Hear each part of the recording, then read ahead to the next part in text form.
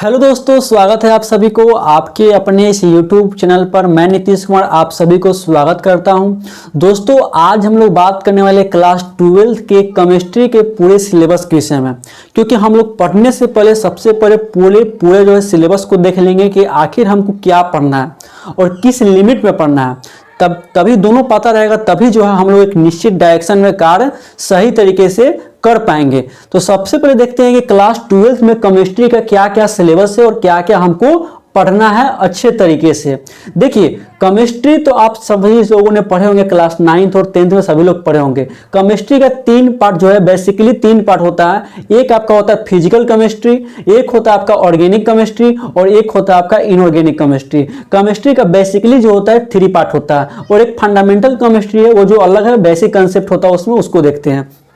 चलिए अब बात करते हैं कि आखिर क्लास 12 के केमिस्ट्री में कौन कौन सा सब्जेक्ट आपको सही तरीके से पढ़ना है।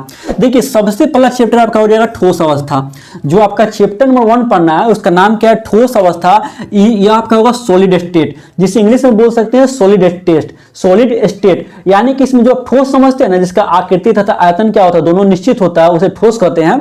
तो वही ठोस के इसमें टाइप बताया गया है कि क्या क्रिस्टलीय ठोस होता है, क्या अक्रिस्टलीय ठोस होता है, क्या बीसीसी पार्टिकल होता है, क्या एफसीसी पार्टिकल होता है, उसमें पढ़ना हमको। इस चैप्टर में मोटा मोटी हमको वही पढ़ना। अब कुछ पार्ट होगा आपका सेमीकंडक्टर का, वो पढ़ना पड़ेगा। इंसुलेटर क्या होता है, सेमीकंडक्टर क्या होता है, उसके विषय में मोटा मोटी पढ़ना पड़ेगा। ये आपका होता है ठोस अवस्था, ठीक है। उसके बाद बात करते हैं, दूसरा चैप्टर आपका आएगा विलयन के विषय में। विलयन सॉल्यूशन जो है काफी इंपॉर्टेंट चैप्टर होता है, जिसका नाम क्या आपका सॉल्यूशन या विलयन होगा। इसमें हम लोग राल्ट्स लॉ के बारे में पढ़ेंगे कि राल्ट्स लॉ क्या होती है, या डिप्रेशन ऑफ फ्रीजिंग पॉइंट क्या होता है, प्राशन दाब पढ़ेंगे, ऑस्मोटिक प्रेशर क्या होता है।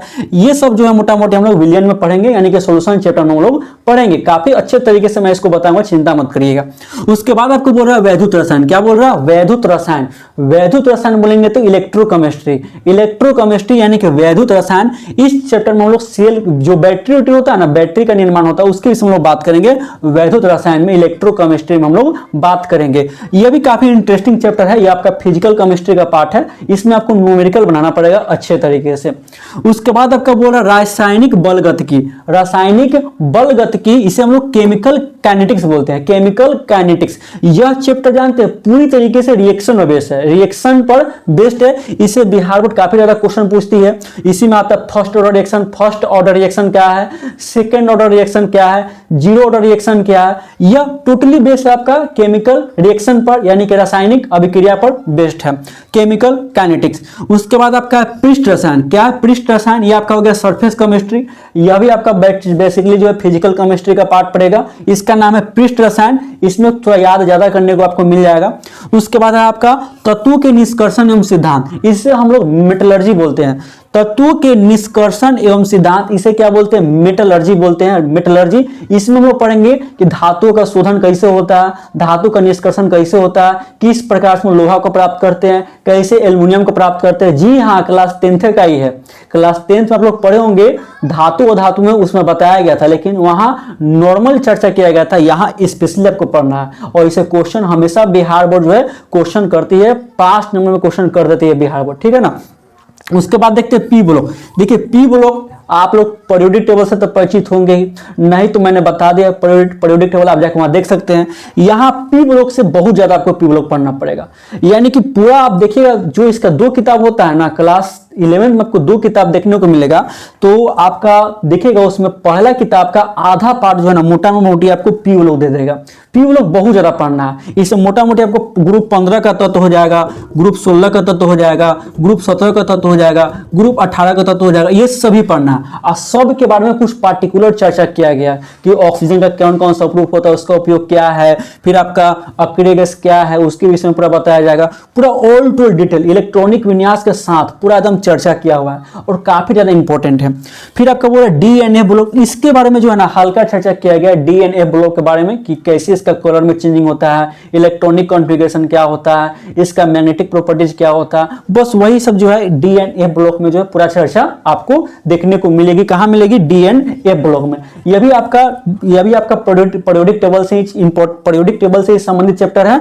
और यह दोनों, यह जो आपका क्या है, इनऑर्गेनिक केमिस्ट्री है। क्या हो जाएगा? इनऑर्गेनिक केमिस्ट्री हो जाएगा।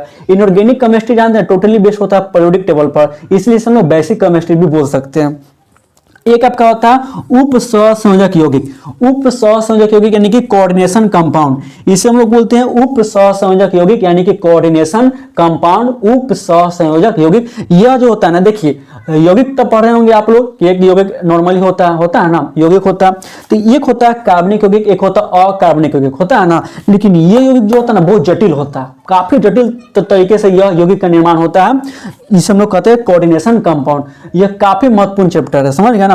तो ये आपका देखिए ये चैप्टर यानी कि ठोस अवस्था, विलयन, वैद्युत रसायन, रासायनिक बलगतिकी, पृष्ठ रसायन और तत्वों के निष्कर्षण एवं सिद्धांत, ये सभी आपका हो जाएगा फिजिकल केमिस्ट्री के तौर पर आएगा, फिजिकल केमिस्ट्री के तौर पर आएगा, फिजिकल केमिस्ट्री के तौर पर आएगा। और जब चलेंगे पी ब्लॉक, डीएनए ब्लॉक और कोऑर्डिनेशन कंपाउंड, ये तीनों आपका आ जाएगा इनऑर्गेनिक केमिस्ट्री के तौर पर आ जाएगा, इनऑर्गेनिक केमिस्ट्री, समझ गए ना। जानते हैं बिहार बोर्ड पास करने के लिए आपका ये 5 चैप्टर काफी है, 1 2 3 4 5 6। यदि आप लोग ये चैप्टर पढ़ लेंगे ना, 6 चैप्टर आप पढ़ लेते हैं, तो बिहार बोर्ड में आपका 70 नंबर एकदम एक्यूरेटली बन जाएगा। 70 नंबर आपको कोई दाग नहीं लगने वाला बात है, आप एकदम आसानी से बना लीजिएगा। लेकिन अच्छे तरीके से पढ़ जाएंगे तब न्यूमेरिकल के साथ में, इसमें आपको थ्योरी कम याद करना पड़ेगा, न्यूमेरिकल ज्यादा डील करना पड़ेगा। और न्यूमेरिकल डील करिएगा तो ऑटोमेटिक वहां क्वेश्चन बनेगी ही, और इससे बिहार बोर्ड अच्छा क्वेश्चन रिसीव करता है, चाहे 5 नंबर का हो, चाहे 2 नंबर का हो, चाहे ऑब्जेक्टिव हो, समझ गए ना। इसलिए ये चैप्टर काफी अपने आप में इंपॉर्टेंट है।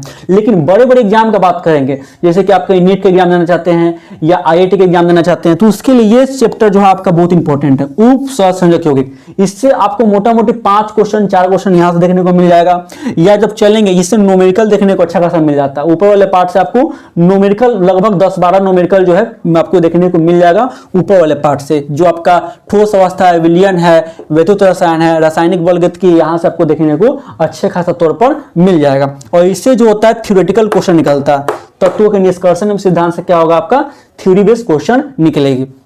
चलिए अब बात करते हैं ऑर्गेनिक केमिस्ट्री।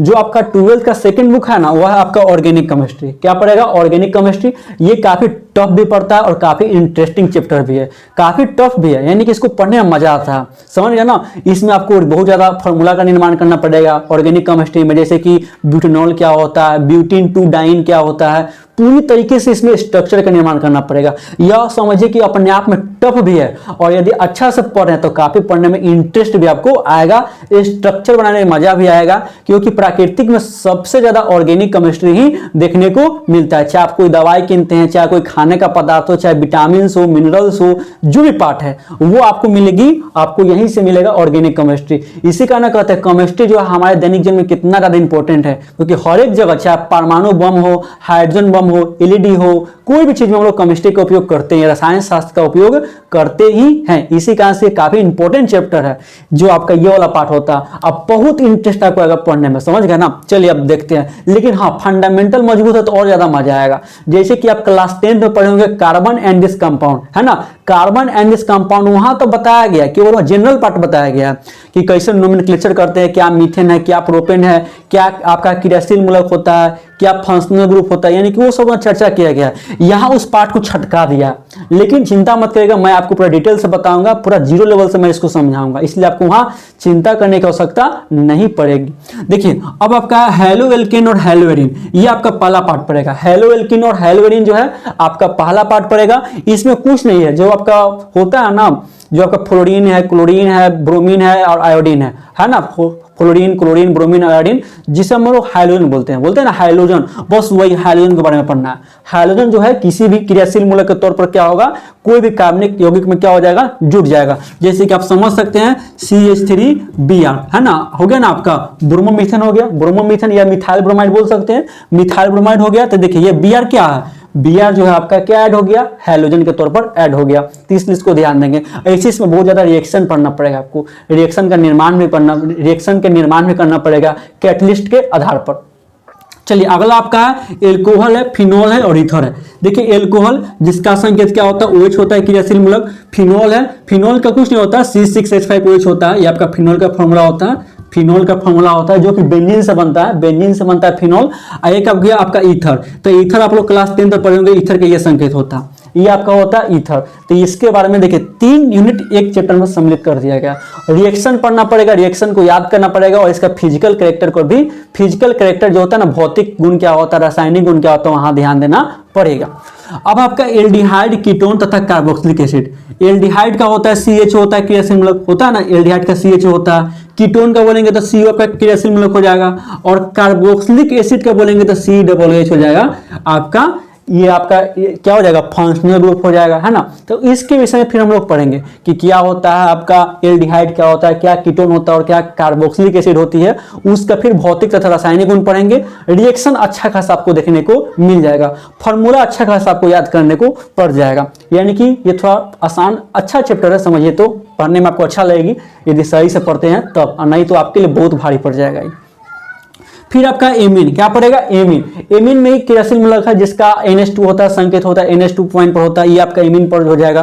देखिए जैव अणु है ना, काफी इंपोर्टेंट चैप्टर पड़ेगा। जैव अणु क्या होता है, बायोमोलिक्यूल्स क्या होता है, इसमें हम लोग डिटोल के विषय में जानेंगे कि डिटोल क्या होता है, एस्पिरिन क्या होता है, पैरासीटामोल का टैबलेट क्या होता है, पूरा ऑल टू ऑल जो है हम लोग इसमें जानेंगे, जैव अणु में जानेंगे। विटामिन के बारे में जानेंगे, प्रोटीन के बारे में जानेंगे, कार्बोहाइड्रेट के बारे में जानेंगे, फैट के बारे में जानेंगे, ऑल टू ऑल चीज जो है ना हम लोग जैव अणु में पढ़ेंगे। बायोमोलिक्यूल्स ये छोटा चैप्टर है लेकिन इसका बहुत ज्यादा इंपॉर्टेंस पड़ता है पूरे केमिस्ट्री में, यानी कि सबसे मजेदार चैप्टर आप समझ सकते हैं, सबसे इंटरेस्टिंग चैप्टर आप समझ सकते हैं, किसको, जैव अणु को आप समझ सकते हैं, काफी पढ़ने में मजा आएगा।